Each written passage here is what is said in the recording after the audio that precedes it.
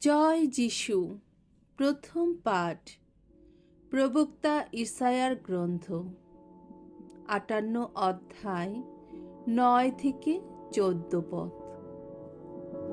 যদি নিজের খাবার ক্ষুধার্তকে খেতে দাও তুমি, তাহলে তোমার জীবনে আলো অন্ধকারে জেগে উঠবে। ভগবান এই কথা বলছেন, অন্যের ওপর চাপানো জোয়ালটা তুমি যদি দূরে ফেলে দাও, যদি বন্ধ করো আঙুলের শাসানি আর কথার শয়তানি, যদি নিজের খাবার ক্ষুধার্তকে খেতে দাও তুমি, দুস্থ মানুষের অভাব অনটন যদি মিটিয়েই দাও, তাহলে তোমার জীবনে অন্ধকারে জেগে উঠবে আলো। তোমার এই আধারও হয়ে উঠবে ভর দুপুরের মতোই উজ্জ্বল। ভগবান তোমাকে সর্বদাই পথ দেখিয়ে নিয়ে চলবেন। খরার দেশেও তিনি তোমার তৃষ্ণা মেটাবেন, নতুন শক্তি দেবেন তোমার অন্তরে। তুমি তখন হয়ে উঠবে সজল উদ্যানেরই মতো, এমন একটি উৎসেরই মতো যার জলধারা ফোরোয় না কখনো। সুপ্রাচীন ওইসব ভগ্নস্তূপ আবার গেঁথে তুলবে তুমি। যুগ যুগ ধরে গড়ে থাকা ভিত্তিগুলি নতুন করে গড়ে তুলবে তুমি। তখন তোমার নাম রাখা হবে ভগ্ন প্রাচীরের সংস্কারক, লোকালয়ের যত সরণির পুনর্নির্মাতা।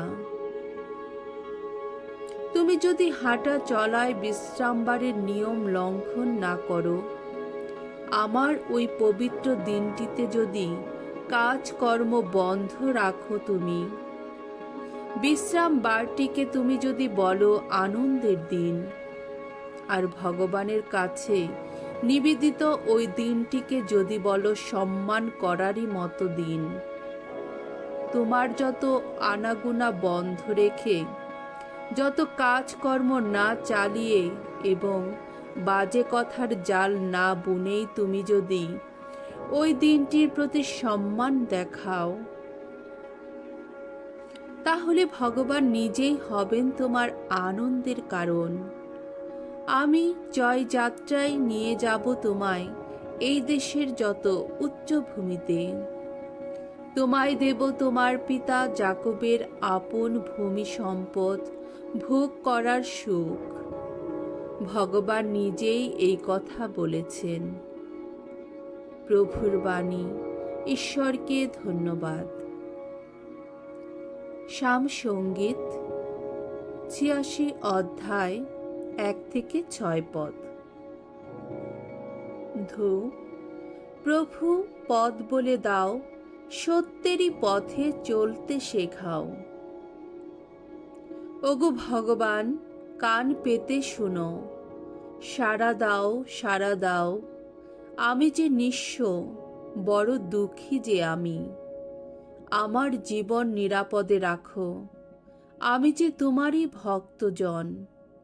ওগো ঈশ্বর আমার, এই সেবককে রক্ষা করো। আহা, তুমি যে তার ভরসা। প্রভু দয়া করো, দয়া করো। আমি যে তোমায় ডাকি সারা দিন ধরে। তোমার এই সেবকের প্রাণ পুলকে ভরিয়ে তুলো। প্রভু, তোমারই দিকে তুলে ধরেছি আমার এই প্রাণ। প্রভু, তুমি তো মঙ্গলময়, ক্ষমাশীল তুমি, শরণাপন্ন সকলেরই প্রতি মহা কৃপাশীল তুমি। শোনো ভগবান, আমার এই প্রার্থনা, আমার এই মিনতির ডাক শোনো তুমি। বাণী বন্দনা। পাপীর মৃত্যু আমি চাই না, আমি চাই যেন বেঁচে থাকে পাপী, ভুল পথে আর যায় না। মঙ্গল সমাচার। লুকরচিত মঙ্গল সমাচার ৫ অধ্যায় ২৭ থেকে ৩২ পদ। যিশুর আহ্বানে কর গ্রাহক লেবী হয়ে উঠলেন শিষ্যমথী। যিশু যখন কাফারনউমের একটি বাড়ি থেকে বেরিয়ে এলেন, তখন তার চোখে পড়ল লেবী নামে একজন করগ্রাহক শুল্ক দপ্তরে বসে আছেন। তাকে তিনি বললেন, তুমি আমার সঙ্গে চলো। তখনই সব কিছু ফেলে রেখে লেবী উঠে পড়ে যিশুর সঙ্গে চললেন। পরে লেবী নিজের বাড়িতে যিশুর সম্মানে এক মহাভোজের আয়োজন করলেন। অনেক করগ্রাহক ও অন্যান্য বহু লোক সেখানে উপস্থিত ছিলেন। তারা তাদের সঙ্গে খেতে বসেছেন। এমন সময় কয়েকজন ফরিসি ও তাদের দলের কয়েকজন শাস্ত্রী যিশুর শিষ্যদের কাছে অভিযোগ জানিয়ে বলে উঠলেন, তোমরা যত করগ্রাহক আর যত পাপীর সঙ্গে খাওয়া দাওয়া করছো কেন? এর উত্তরে যিশু বললেন, সুস্থ যারা, তাদের তো চিকিৎসকের কোনো প্রয়োজন হয় না, প্রয়োজন হয় তাদেরই। ব্যাধিগ্রস্ত যারা, আমি তো ধার্মিকদের কাছে নয়, বরং পাপীদেরই কাছে অনুতাপের আহ্বান জানাতে এসেছি। প্রভুর মঙ্গলময় বাণী। খ্রিস্ট প্রভু তোমার প্রশংসা হোক।